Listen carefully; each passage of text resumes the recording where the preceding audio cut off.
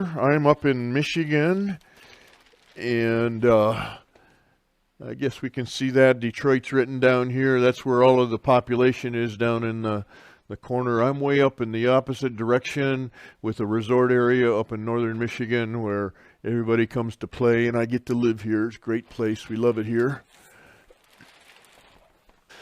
I wanted to open up possibilities. Limits and obstacles drive me crazy. And so when I found a process that was easier and better and more efficient, then I was on it. And so the tools that I create and the tools that I use and the methods that I use have a heavy dose of safety in them, and to do it the safest way possible.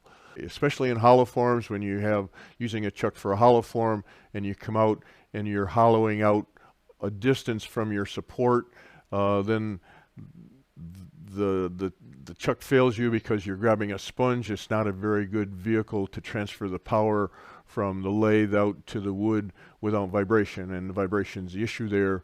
I don't want to have vibration, so I never use chucks because it's a weak link. I can do anything faster, thinner, bigger, taller, whatever, without a chuck.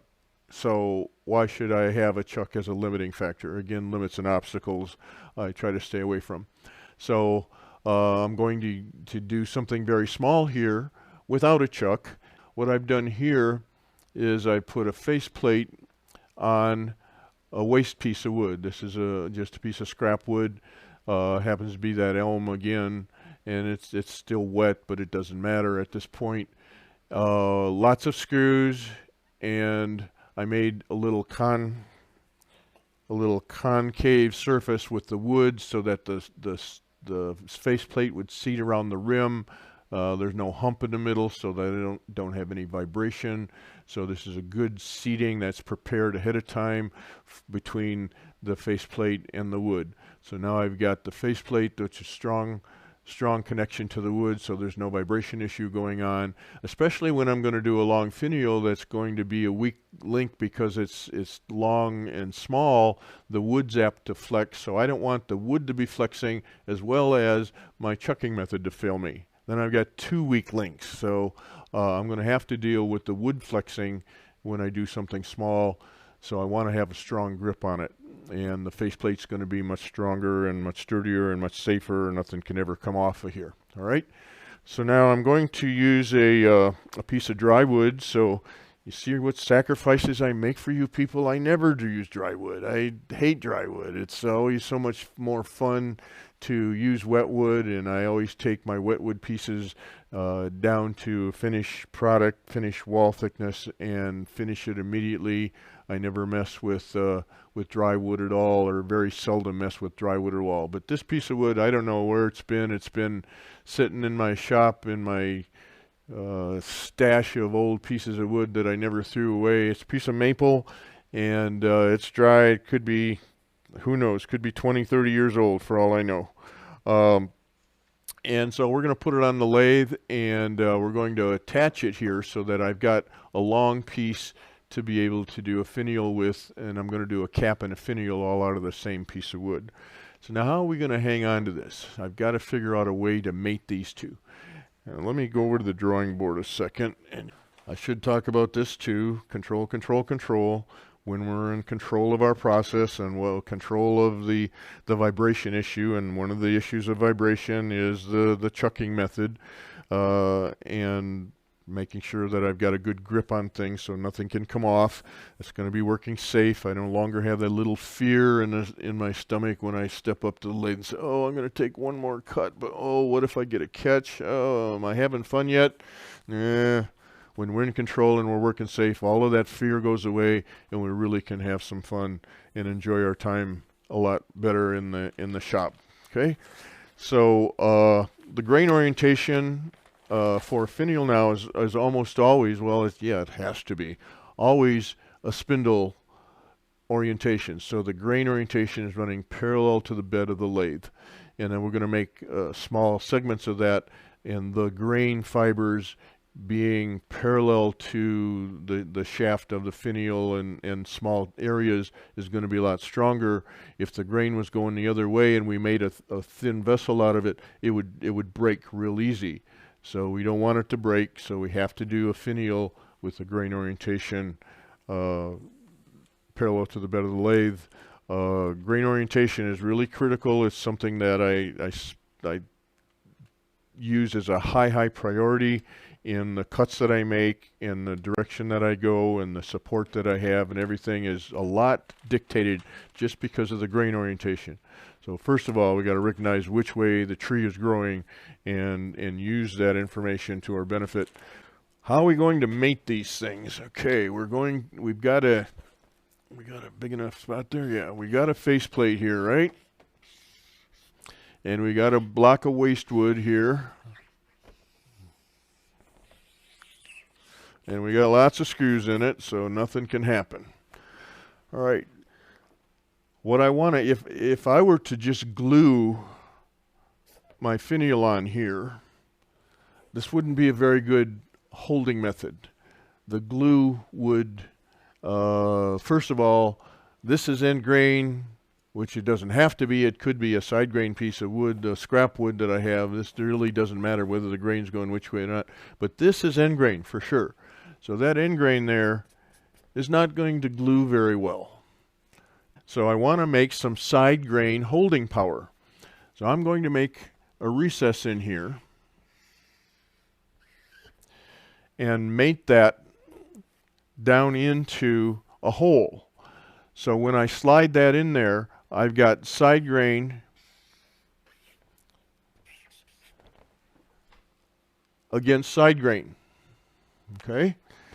So I could take a great big hole here and just do it like I've got it on the drawing board. But what I'm going to do is I'm going to make a tenon on my piece of finial wood here, so that I've got a corner here. I've got even more territory to glue on. So I've got end grain, side grain, end grain, side grain, end grain, all kinds of glue surfaces to work on. I've got glue.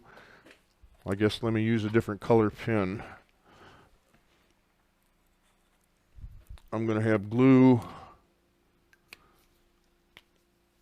all over here, here, here, here, here. That's the second element, and a good way to describe that or maybe understand that is the wood flexing element is in a goblet. Okay, I have to have a whole bunch of wood left behind, support for it when I'm doing my goblet so that I can hollow this out. I can't take it down to a small stem and then hollow it. I need to keep a whole bunch of wood here, and so the wood can support the distance between the holding method and where I'm going to hollow. So the same thing can happen with a hollow form, taking it down to a small foot of a hollow form and then going and hollowing it. We have to do it in stages.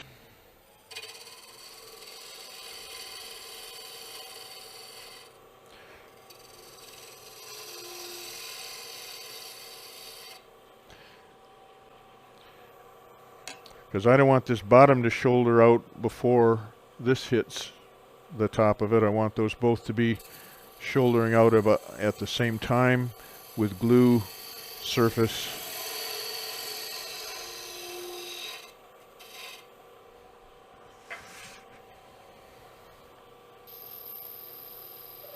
Now I've got 7/8 exactly, and I've got, I don't know if you can see that, just a hair less than 7/8. So I should be good.